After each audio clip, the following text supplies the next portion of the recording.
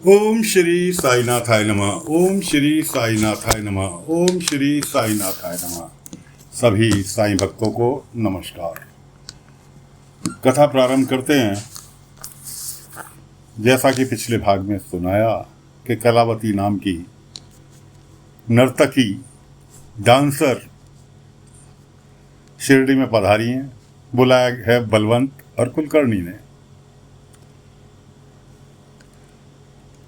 शिरडी वालों को ऑब्जेक्शन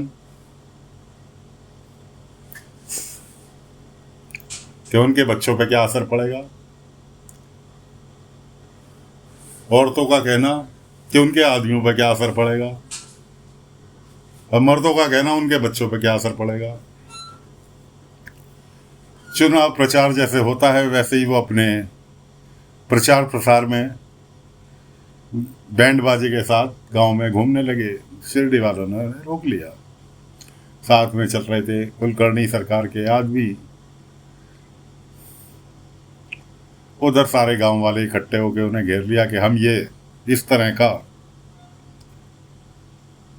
कोई भी प्रोग्राम जिससे हमारे बच्चों पर बुरा असर पड़े शिरडी में नहीं होने देंगे।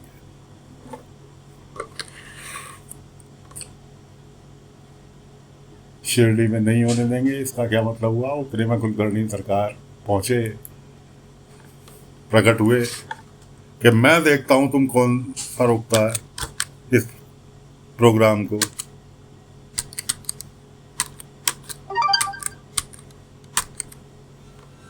इत्तेफाक से केशव भी उन गांव वालों में शामिल थे और तात्या भी शामिल थे।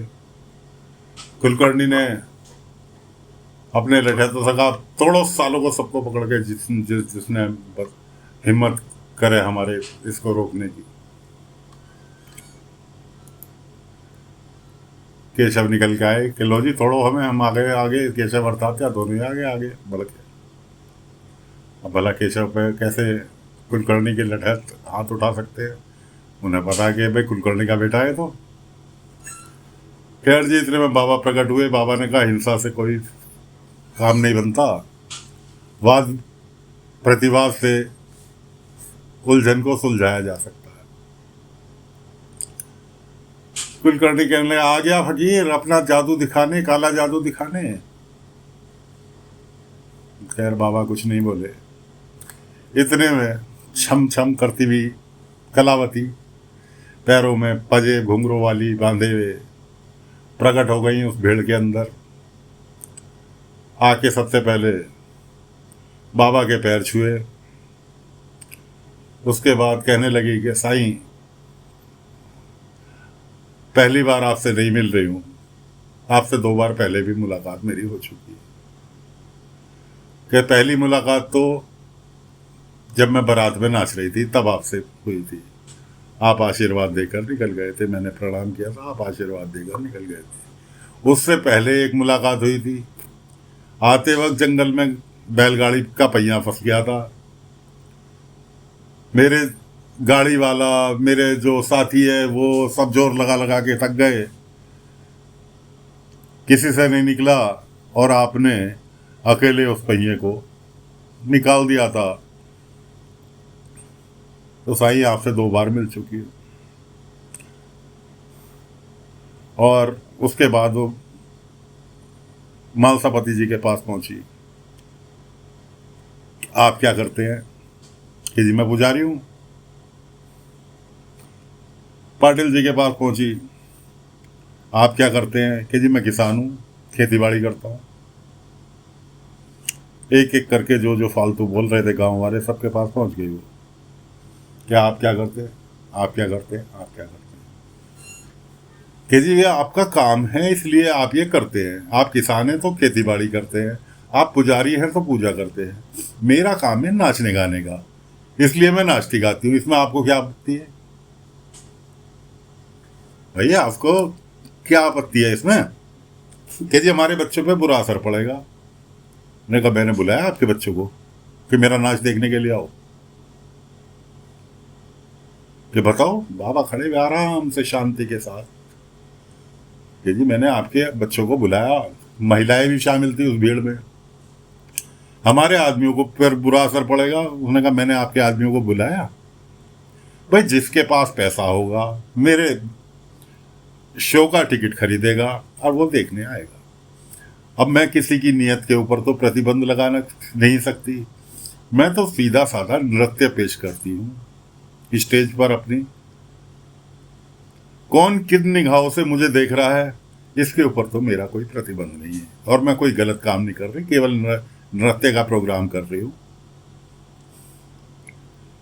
बाबा ने कहा कलावती, क्या ये नृत्य का प्रोग्राम तुम अपनी मर्जी से कर रही हो? जिस दिन कि हाँ मैं अपनी मर्जी से कर रही हूं, नहीं। बाबा ने कहा नहीं। अब कलावती बाबा की बात सुन के खो गई। बाबा ने कहा जिस दिन ये नृत्य का प्रोग्राम तुम अपनी मर्जी से करोगी उस दिन पूरा गांव तुम्हारा साथ देगा। आज तुम किसी के प्रेशर में आके ये प्रोग्राम कर रही हो, इसलिए गांव तुम्हारे खिलाफ है।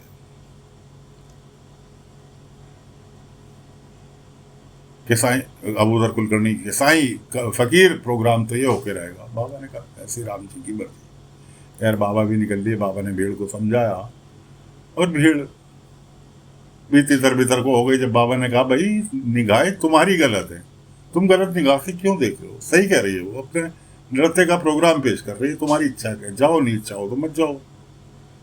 उसने तो किसी को जबरदस्ती नहीं करा। कोई बात नहीं जी, सब चले गए। उधर मारुति मंदिर में आरती का समय हो रहा था। कलावती जी जो थी आरती की थाली सजाए मारुति मंदिर में दाखिल होने के लिए चली तो सभी ने रोक लिया कि एक नाचने वाली हमारे साथ मंदिर में नहीं आएगी। पहुंच गए बाबा। बाबा ने कहा क्यों भाई, क्यों नहीं आएगी? मालसापति जी वो दिन याद करो, आपने मेरे ऊपर भी प्रतिबंध लगाया था जब मैं दूसरी बार शिरडी में मैंने कदम रखा था कि फकीरों का प्रवेश वर्जित है मंदिर में। मालसापति कहने लगे साईं उस दिन को मैं आज भी कोसता हूं कि मैंने ऐसा मेरे मुंह से क्यों निकला। बाबा ने कहा कलावती के गले में साक्षात मां सरस्वती का वास है और आज भगवान जी की आरती यही करेगी। कुछ औरतों ने चिटर पुटर करनी चालू करी, एक नाचने वाली आरती कैसे गा सकती है? बाबा ने क्यों, कौन से ग्रंथ में लिखा हुआ है भाई कि एक नाचने वाली आरती नहीं गा सकती, नाचने वाली भगवान की पूजा नहीं कर सकती? कौन से ग्रंथ में लिखा है बताओ? सब चुप। बाबा के आगे तो किसी की बोलती निकलती नहीं थी। खैर इतने में कलावती को बुलाने के लिए उसके आदमी आ गए कि जल्दी चलो जल्दी चलो, मेहमान आ गए। कलावती बाबा से कहने लगी साईं आज मैं आपकी ख्वाहिश पूरी नहीं कर पाऊंगी, फिर कभी सही, फिलहाल मुझे जाना होगा। खैर इतना कह के वो चली गई। उधर कलावती का स्टेज सज चुका था। तैयार होके वो अपने स्टेज पर पहुंचने ही वाली थी। कुलकर्णी सरकार, बलवंत जी और उनके आदमी और अंग्रेज अधिकारी, जिसे कि कुलकर्णी ने बाघ का बच्चा देने का वादा किया था, नहीं दिया था, वो रुष्ट होकर चला गया था, वो खास मेहमान था इनका। खैर जी ये लोग पहुंच गए। क्यों नहीं आई अभी नाचने वाली? अधिकारी कहने लगा अरे सरकार तुम थोड़ा सब्र करो, विशेष है इसलिए थोड़ा सब्र का आनंद लो। इस तरह से उधर पब्लिक इकट्ठी। बाहर कुलकर्णी के आदमियों ने रोका कि तुम्हें पता है इसका टिकट कितने का है? 15 रुपए का टिकट है। 15 रुपए उस टाइम का मान के चलो, उस जमाने में 15 रुपए का मतलब था कम से कम 15,000 रुपए। 15,000 नहीं भी कहो तो कुछ भी नहीं, 5,000 रुपए तो मान के चलो। जो मिल मजदूर ओवर टाइम करने से कतरा रहे थे वो चट्टोपाध्याय मैनेजर के पास जाकर कह रहे हैं कि चट्टोपाध्याय जी आज से हम ओवर टाइम करेंगे। वो कहने लगा क्यों भाई, तुम कल तक तो तुम ओवर टाइम के खिलाफ थे। अरे वो ऐसा है ना कि कुछ खर्चे हमने बढ़ाए हैं तो उसके लिए पैसा भी तो चाहिए, और आप नगद पैसा दे दोगे हमें, तो इसलिए हम ओवर टाइम करेंगे। मैंने कहा ठीक है जाके करो, ओवर टाइम करो, चलो काम करो।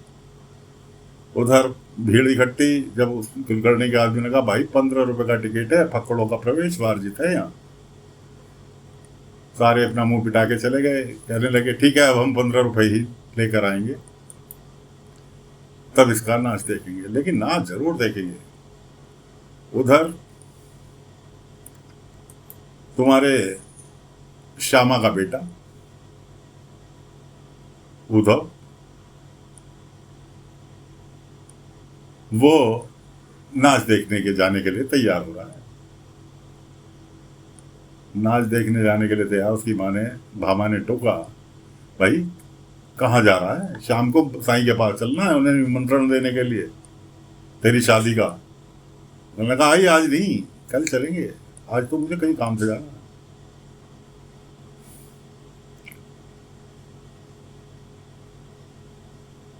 अब सवाल ये पैदा होता है कि बलवंत ने जैसा कि कहा था कि गांव वाले ना तो अब तनख्वाह बढ़ाने का जोर देंगे, और जिस ओवरटाइम को करने से वो लोग बच रहे थे, आज वो खुद ओवरटाइम की डिमांड करेंगे। क्यों? नर्तकी का नृत्य देखने के लिए तो पैसे चाहिए, और पैसे, तनख्वाह के पैसों में से तो ये काम हो नहीं सकता, क्योंकि बीवी बच्चे क्या खाएंगे। इसलिए कि कुलकर्णी सरकार बेफिक्र रहो, मजे लो, कि तुम देख ही रहे हो कि क्या उत्साह छाया हुआ है पूरे शिरडी के अंदर नाच देखने के लिए, एक झलक पाने के लिए।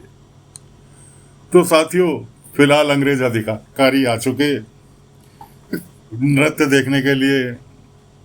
बलवंत और कुलकर्णी सरकार तीनों लोग बैठे हैं, बाकी पब्लिक को खदेड़ दिया, फिलहाल आज भगा दिया कि पैसे लेकर आओ तब नाच देखने के लिए मिलेगा। तो दोस्तों, फिलहाल कथा को यहीं पर विराम दे रहे हैं। अगले अंक में आगे की कथा लेकर हाजिर होंगे। सुनना ना भूलें, क्यों ये चैप्टर कुछ ऐसा है। फिलहाल अगले अंक में मिलते हैं आगे की कथा के साथ। आज्ञा दीजिए। ओम साई राम, ओम साई राम, ओम साई राम।